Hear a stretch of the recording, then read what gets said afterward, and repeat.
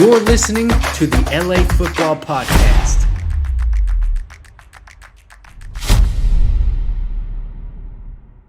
Hey, Los Angeles, what's up? Welcome back to the LA Football Show here on the LA Football Network, live on the mightier 1090 ESPN Radio. This is your RamsHouse, Rams edition. What's going on, Ramley? Happy Friday in the Southland. It's a beautiful day, getting ready for the weekend. Got some fun stuff in store this weekend, some fun chatter right now about our Rams and some existing storylines around the NFL that have direct effect on the Rams. So we will get into all of that. Show, as always, brought to you by our friends at BetOnline. Head to betonline.ag today. Use our promo code BELIEVE. That's BLEAV. Gets you a 50%. That's 50 welcome bonus on your first deposit. Put in $100, you get 50 free bucks to play with. Super Bowl is around the corner. Best game in all of sports to bet on. So do it all at BetOnline. Tell them the guys at the LA Football Network sent you. Joining me as always, the Madman. What's up, Jamal? Happy Friday. How are we doing? Doing well, Rye. Always excited that it's Friday. TGIF. Excited for the weekend. And of course, we're talking Rams, the Ramily, and so this should be a spirited conversation as always. Yeah. Any plans for the weekend? Anything fun? I know you said you were up in the Bay last weekend. I didn't even know that. You don't tell me anything anymore. I was up in the Bay last weekend. A classmate of mine was giving a TED Talk, so went out to support her and got a chance to sort of connect with some friends, and so that was really nice. But me and the wife are going to stay in this weekend and just kind of relax after some travel. So very much looking forward to the sweatpants and the Netflix and just sort of lounging around for a couple days. So I can't wait. There you go. Well, if I can get you out of the house on Sunday, I don't know if you knew that. You probably did know about this because you seem to know everything going on around, but the Busch Light Series clash at the Coliseum, NASCAR comes to the call, and me and the wife are planning on going. For those that don't know, and I know you know, but I did some work with another company. We had a partnership with NASCAR last year. So I had never been a NASCAR guy. I wouldn't call myself still like a NASCAR fan per se, but I went to like 6 races last year. So I got to kind of know the culture, the sport a little bit. And it is a very, very fun sport live. And the fact that it's going to be in the Collie, which is, a quarter of the size of a normal NASCAR track, is so cool. I did it last year. It was a hit, huge success. Obviously, LA loves, going all out and getting into the culture of whatever sport they're in. So everyone's in their jorts and overalls, and you got the USC kids out there really buying into the NASCAR vibe. So me and the wife planning to go there. So maybe we'll have to drag you and the missus out to that. Oh, absolutely. And I know Caleb Williams is going to be the master of ceremonies, and he's the sort of the flag bearer to get the race kicked off. So that should be a really fun event. Yeah. So it's pretty cool it's crazy how they convert the Collie to that, but that's my plans for the weekend. So Saturday is going to be all chores, unfortunately. And then Sunday, hopefully that. And then Monday, head out to Phoenix for the Super Bowl. We'll be on Radio Row. Cool. So a lot going on here.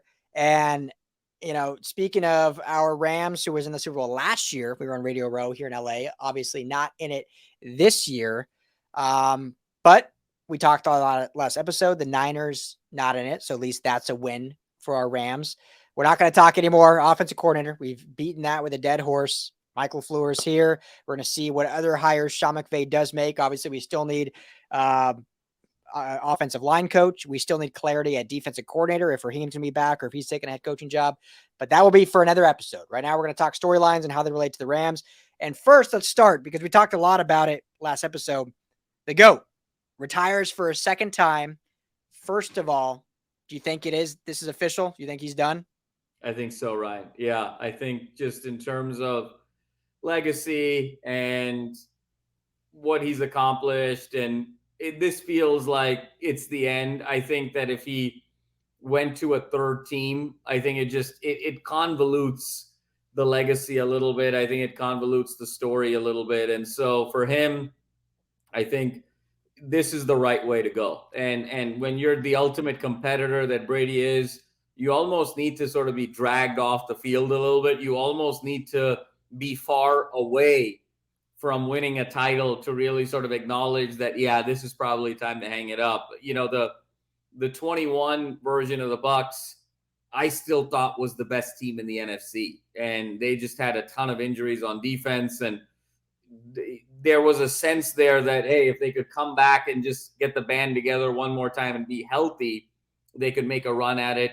The health never came. The continuity never came. And so I think this is the right time, Ryan, for him. It's, 7 Super Bowls, 10 appearances, all the records, over 100,000 passing yards when you say regular season and playoffs.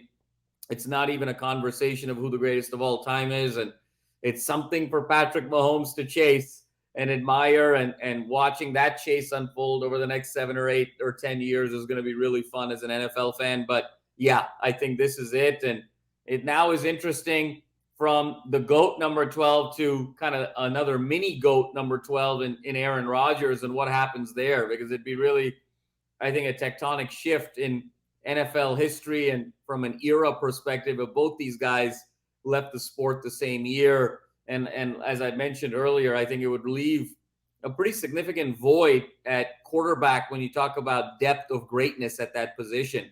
I think if Rodgers also steps away, you're really talking about 3 elite quarterbacks in the NFL, and then a couple guys who are on the cusp of maybe being elite, and then just sort of a bunch of good guys, and then 17, 18 teams that really have no solution at quarterback. So it really kind of changes the landscape of the football season in 23, depending on what Rodgers does. He now becomes the joker. He now becomes the wild card because he's the one piece that could change the fortune of a team next year. But if he's off the board, we kind of know what we have in a really weird way. And I'm not sure free agency is going to matter as much as it has in years past.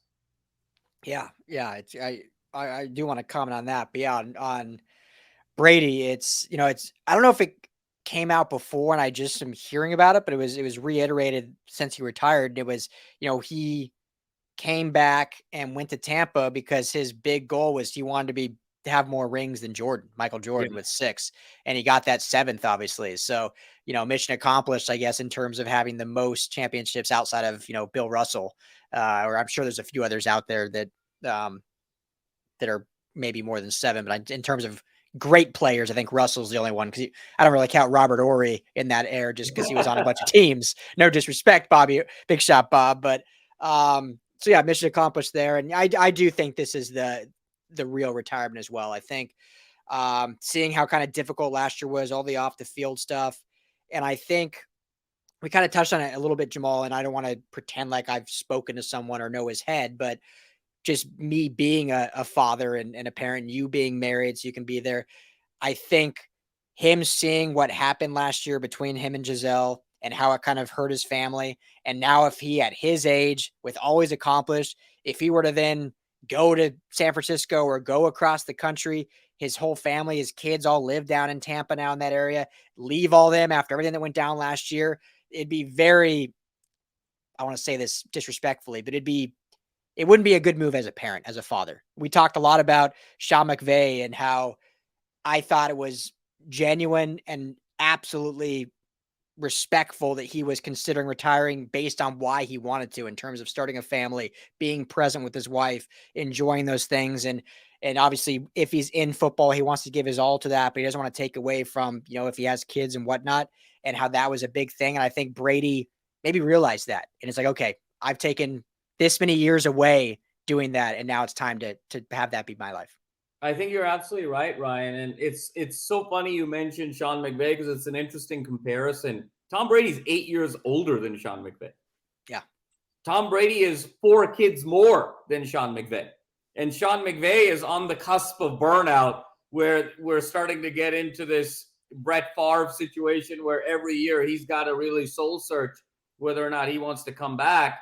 And Tom Brady has done it 8 more years, and he's been on the field and been so immersed. And I think we saw it. We saw it physically. He lost a lot of weight this year. I think it was hard on him, even in preseason, when the question was, you're coming back now. And he's like, man, I'm 45. I got a lot of, bleepity bleep going on in my life. And I think this is the right time for him. The TV deal, $375 million for 10 years, is waiting for him. So he's not going to be hurting for any coin here, Ryan. So I think this is the right move for him, and really happy for Tom. Honestly, I think that there's a narrative that had he retired, him and Giselle would have stayed together. But from being on the outside and just hearing murmurs and whispers through the media, it seems like their problems in their relationship were a little bit deeper than just him playing football one more year or 2 more years. So I'm not sure by him playing if their marriage would have been saved or not, but I think he's going to be in a really good place. And, he has such a deep relationship with his own father. And I still remember that Super Bowl media press conference a few years ago when the little boy came up to him and asked him, "Who's your hero?" And he said it was my dad. And he started tearing up. And so I think being a father means a lot to him. And now he gets that opportunity as the greatest NFL player ever. And you're absolutely right. The man with more championships in the modern sports era since 1970 than anybody else. So his legacy is firmly secure. I think if he could go to Canton, Ohio tomorrow, he would. But the GOAT can finally rest and be in a place where he can just be a regular guy in as much as Tom Brady can be a regular guy. Yeah. Not real regular, but he still has all his businesses, TB12, and I think he launched like a media, I don't know. I read an article that he has like 3 different, not including his whole crypto mishap, but anyway, so we talked last episode about how Rams fans really needed to pray for 3 things. And we released the episode on Tuesday. And 2 of the things we said they need to pray about is A, Tom Brady needs to retire, because otherwise, if he doesn't retire, he's going to San Francisco probably.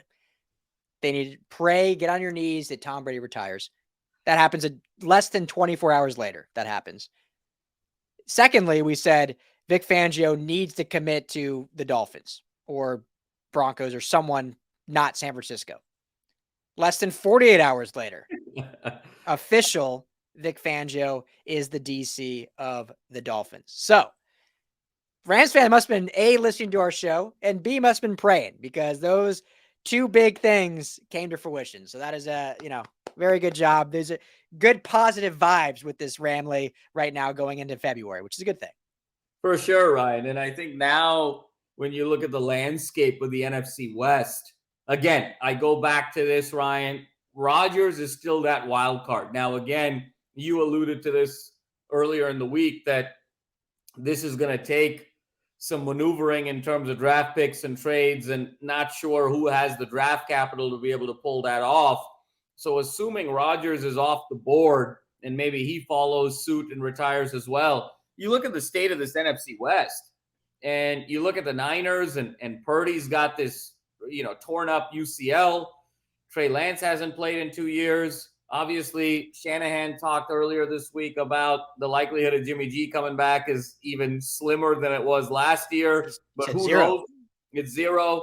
So you got to wonder what's going to happen with the Niners, who basically have talent at every position except the most important position in the sport. So it's really hard to take them seriously as a true threat moving forward if the hole at quarterback is going to be that gaping. I love Geno Smith. I love Geno Smith's story. I love the line where he said, "No, people wrote me off, but I didn't write them back." But I just don't know if Geno Smith can put together another year like he did this year. I think Seattle is going to draft a quarterback and obviously go through the rookie pains there. And then finally with the Cardinals, and where is Kyler Murray's knee going to be moving forward? Where is his head going to be in terms of attitude? I just look at the Cardinals taking a step back. And honestly, Ryan, if you sort of zoom out a little bit, this might be one of the worst divisions in football next year. And so I think if you're the Rams, you got to be thinking, hey, as long as we get healthy, make some more investments in that offensive line, we don't even have to be elite necessarily, but as long as we're pretty good, chances are we're probably going to win this division, get into the playoffs, and then if we're hot at that time, have some momentum at that time, we can go on another run. Well, I'm so glad you brought that up, because we talked literally last episode that if Brady or Rodgers, which I don't think I still don't think Rodgers is a chance because of what they'd have to give up. But if one of them went to San Francisco, it's, basically give them the Super Bowl, or at least like they'll be the heaviest favorite. It's going to be really difficult for the Rams to get out of the division unless they can get into a wild card by any means. Well, with Brady retiring, again, I don't think it's going to be Rodgers. The Niners, and you said it, are in kind of like the worst situation. I mean, they're in QB purgatory because here's anyone they could go get at this moment. I mean, it's no elite quarterback, and Exactly. Trey Lance, you have no idea what he's going to bring. Maybe he ends up being fantastic, or maybe he's going to be like a rookie still. Brock Purdy, I mean, I don't want to sound flippant here or bad, but Brock Purdy, here's the thing about Brock Purdy, and this is no disrespect because he had a phenomenal season, and kudos to him being Mr. Relevant and what he did. But even if he comes back healthy next year and they decide he's their guy, he gives me very Dak Prescott vibes. And I'm not comparing them in terms of play style, but if you remember, Dak Prescott, 4th round pick, took over for Romo when Romo got hurt, had this kind of Cinderella rookie season, was given the keys of the franchise. He's been a very adequate quarterback, but no one's saying, even Cowboy fans are not saying Dak's elevating the Cowboys to where they need to be. If anything, he's holding them back a little bit. So if the Niners decide Purdy's our guy, it doesn't scare me at all. I think he showed he can play in this league. He showed he can be consistent in the Kyle Shanahan system. But even with Matthew, and we haven't talked a lot about the Rams' current situation and with Matthew Stafford, but if Matthew Stafford comes back fully healthy, I'm still taking Stafford over Purdy just based on arm talent and what we've seen throughout their career. So we go from 3 days ago of saying like, oh man, this is going to look pretty bleak for the Rams to, I agree with you. This might be the Rams division heading into next year if they draft well and smart and actually draft the offensive line, hit the trenches hard, and are smart in free agency. And I think this is for a different discussion. I don't think this is necessarily this team's built for 7 years, but for 2023 through 2024, this might be the Rams division. And it's actually exciting considering we weren't here just 3 days ago. Yeah, no, Ryan, you said it best. I mean, but that's sort of the tectonic shift that the GOAT has, right? I mean, that's the power of the GOAT. If Brady goes to the Niners, I mean, it's over. Honestly, it's such a tectonic shift that if I were Les Snead, I'd be selling. I'd be in a seller's market. I'd be like, I don't really see the point bringing this crew back together for one more run because we just don't match up. It's not going to happen. And now with Brady retiring and they have this gaping hole at quarterback, now you say, look, we knew we had one more year. The question wasn't going to be whether or not we had 5 more years. The question was going to be whether we had one more year with this crew or do we just start the rebuild now? Now I'm all in terms of making this happen for 23 and giving it one more go. When you look at the landscape of not just the NFC West, but Ryan, let's take it one step further. If Rodgers retires, that's the other great quarterback in the NFC. Yeah. Who else is really out there in the NFC? I know Jalen Hurts had a great year this year, but I hate to say it, that has fluke written all over it. If you tell me that the Eagles go 5-12 next year, I would believe it. If you told me the Eagles would go 8-9 next year, I would believe it. And so with Hurts, now with 1 year of film under his belt, he's going to probably need to see some evolution in terms of that intermediate passing game for him to truly be an elite quarterback. We talked about Dak. Kirk Cousins. No one's really buying into Kirk Cousins. You look at the Washington football team. You look at the Giants, Daniel Jones, moments, sometimes not. You look at the state of this NFC and you say, well, if Rodgers is retiring, I mean, we really have a shot here, not just to win the division, but to make some noise in the playoffs and, get in there and get into a situation where they could be 2 wins from a Super Bowl or 3 wins from a Super Bowl. And at that point, anything can happen. Jamal, how wild is this? So obviously Kyler Murray is kind of the wild card because obviously his talent's through the roof, but he just such a roller coaster ride. But I'm going to take him out of the equation for now, just because he is such a roller coaster ride. I would say if Rodgers retired, Matthew Stafford's probably the best quarterback in the NFC, and Jared Goff's the second best quarterback in the NFC for the Lions. How wild is that? I think that's right. I think that's right. And it sort of proves my point where I think next year, if Aaron Rodgers retires, we are at the thinnest the quarterback position has been in terms of elite talent, I think, in the history of the game.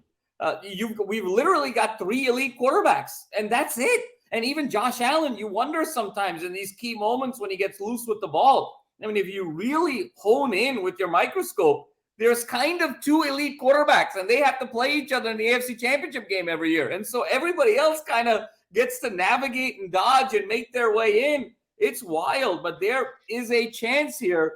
Could we get 2 in 3 years if you're the Rams? I mean, here's dreaming, but I think that dream is much closer to a reality than we realize at this point. Yep, exactly. So there's been a lot of good teams in history, but if they don't get the quarterback right, you see like what the Niners do, where they just can't quite get over the hump. And if they don't get that quarterback right, well, it's the Rams division still hopefully to take when they get healthy and do things right. So a lot of fun offseason stuff to get into with the Rams, and excited to get into free agency, excited to get into the draft.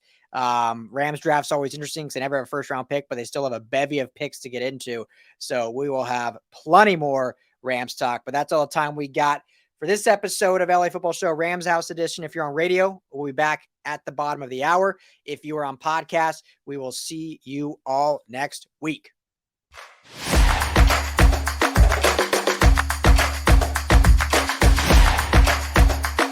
You're listening to the LA Football Podcast.